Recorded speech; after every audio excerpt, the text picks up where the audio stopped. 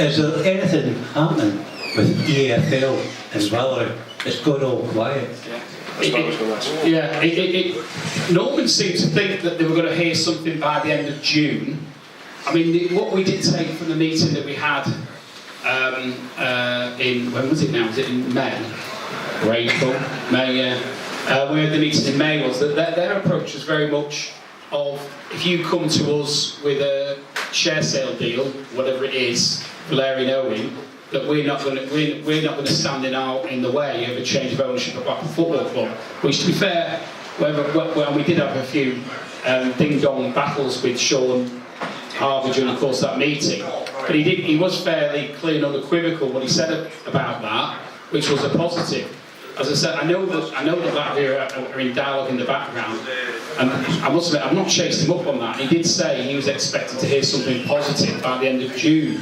Whether they did or not, I will find out, and if I can say anything, I'll pick it out there where I can as quickly as I can. But I don't think they are going to stand in the way of Valeri taking over. If he's the one to be doing it, the bit that concerns me is if anybody follows what's going on in a wider context. And I must admit, I don't know the exact reasons why there is the delay.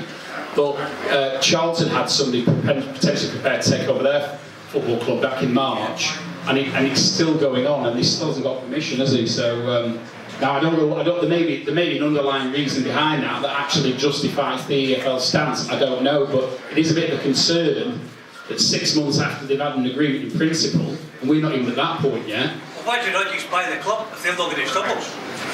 Yeah, you can buy. He can buy this. He can buy.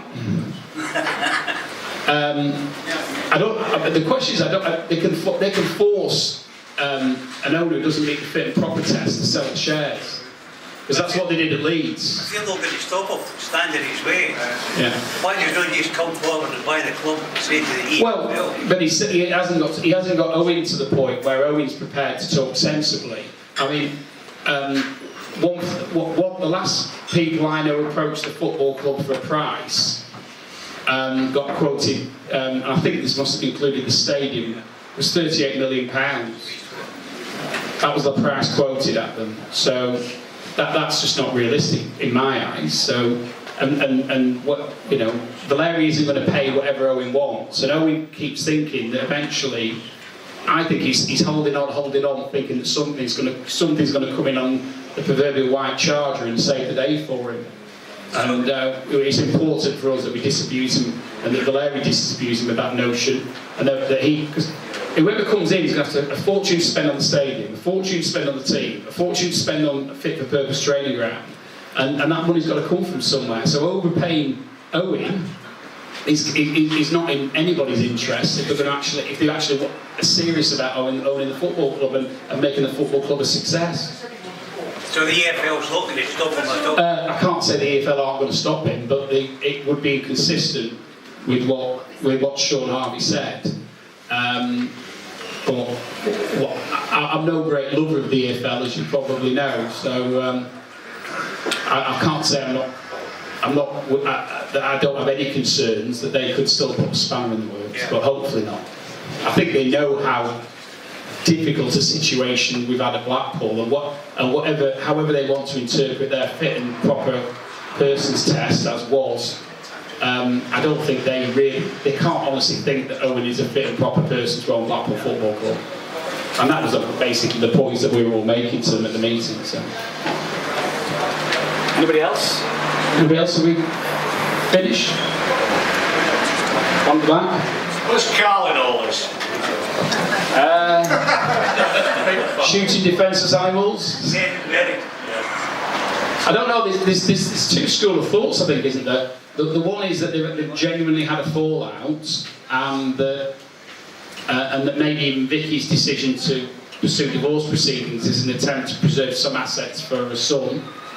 And there's others, in amongst the people I socialise with, who think it's a big ruse and that they're all in it together, that there's no real intention for Owen and Vicky to get divorced, and that there's no real fallout between Carl and Owen.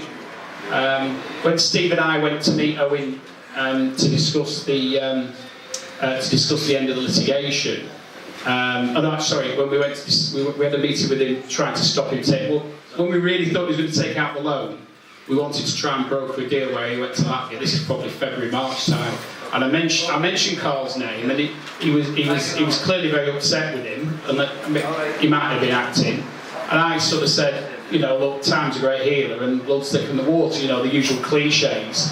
And he seemed very, very clear in what he was saying, that the relationship was at an end, and he blamed it on Carl supposedly wanting to put the football club into administration. And that's what he said was the trigger for it. Now, that's what came out of the horse's mouth. Whether you believe it or not is another matter. But there is there's two schools of thought. But most certainly, he doesn't seem to have any active involvement in the football club in any shape or form. Whether that's part of a grand conspiracy, but he did file a lot of evidence. Well, we don't know the specifics, but he did file a lot of evidence with the court, if you remember, back in February, March, which was used against Owen to dismiss an application he was making at the time to be given more time to pay the debt off. And you don't, if you've got some grand conspiracy, I can't imagine that that's part of a grand conspiracy.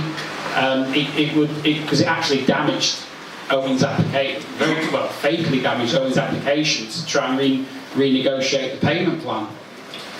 That bit's never been explained, has it? Well, it's only explained by the fact that they've had such a fallout that the relations are a bit, well, maybe not whether it's irretrievable, but the relations are broken down. So I genuinely believe the relations are broken down, and I'm whilst I hear the other arguments, and I think it's a possibility. In percentage terms, I would say 80%, not 85% certain that it is a genuine breakdown in relations, and that Carl's having nothing to do with it whatsoever. But I might be wrong. Anybody else? We covered everything. Thank you, everybody.